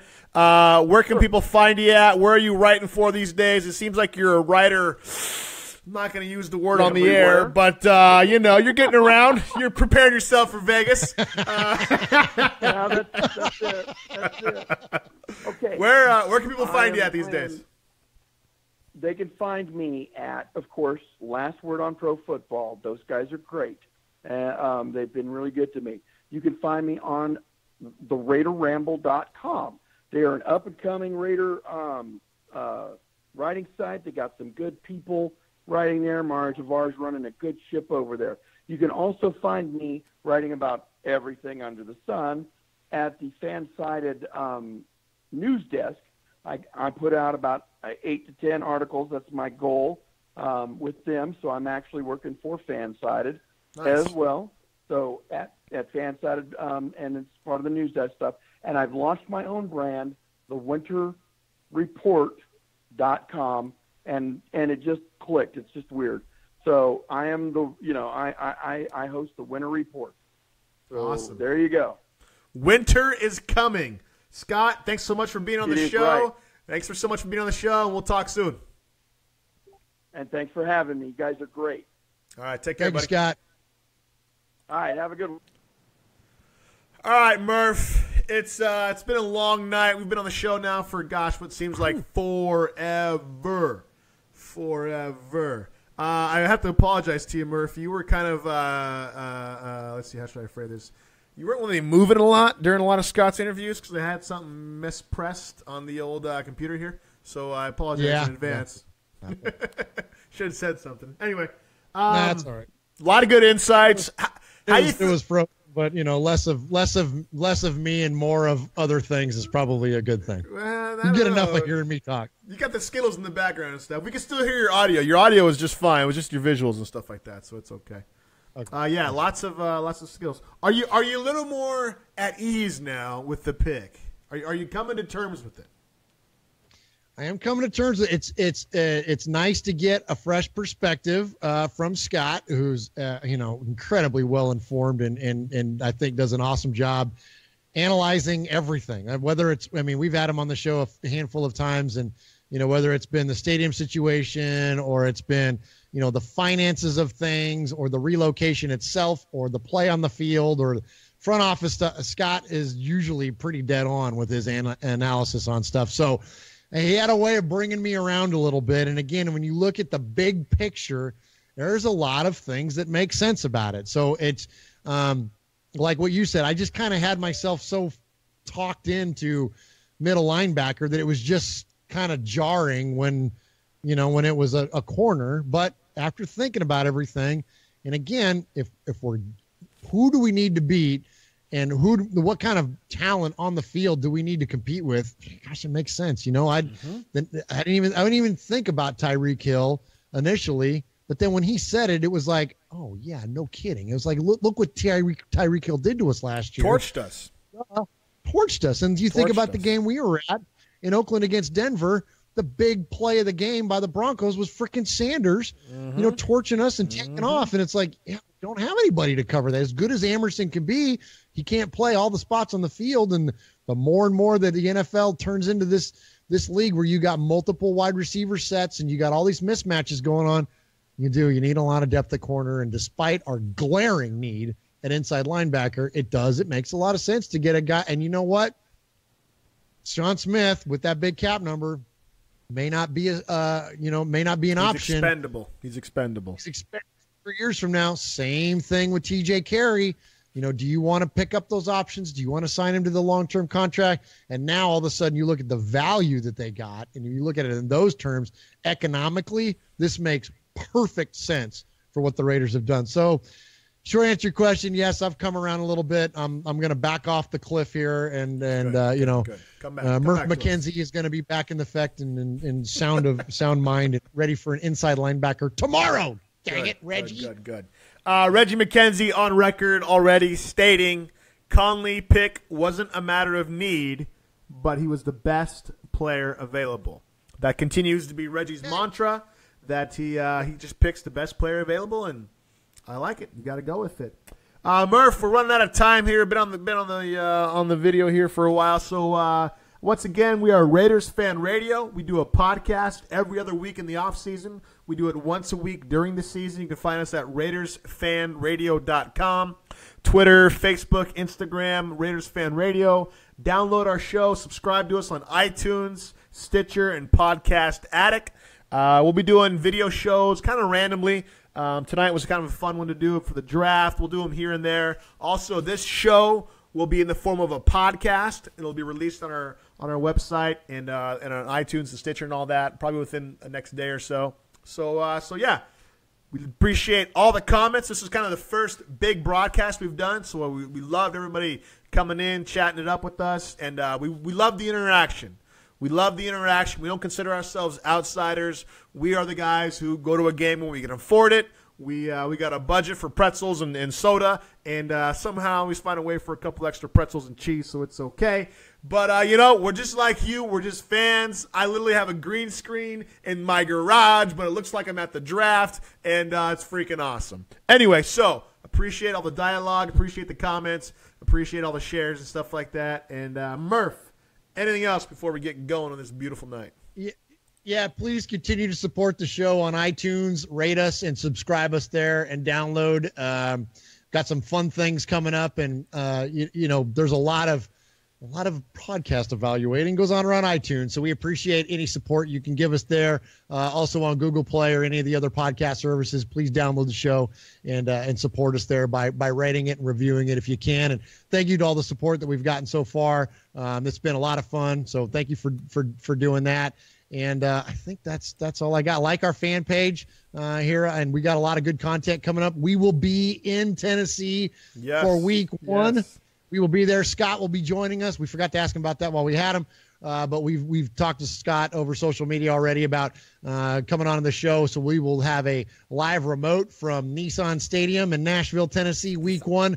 The first time that Marshawn Lynch puts on the 24 and starts toting the rock for our beloved Oakland Raiders. We will be there to see it live, and we will broadcast from there live. So please, join us then, and thank you again for all the support. And, that's all I got. Go Raiders, inside linebacker tomorrow. Go Raiders, baby. Murph, cue the music.